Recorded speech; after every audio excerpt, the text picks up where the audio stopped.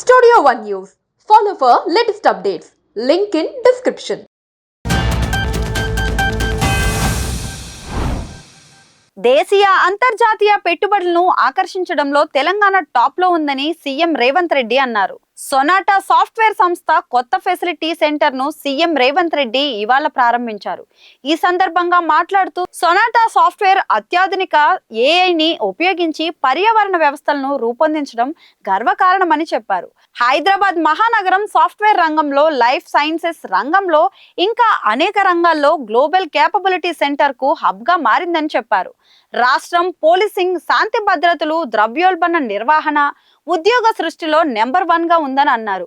తాము అధికారంలోకి వచ్చాక ఇప్పటి వరకు 3 లక్షల కోట్ల పెట్టుబడులను తెలివిగా మనీ, తద్వారా 1,00,000 కోట్ల ఉద్యోగాలను సృష్టించామని సీఎం చెప్పారు.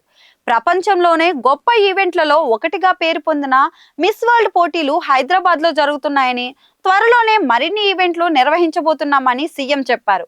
తెలంగాణ సాధించిన విజయాలకు అంతర్జాతీయ స్థాయిలో వివరించాలని విజ్ఞప్తి చేశారు.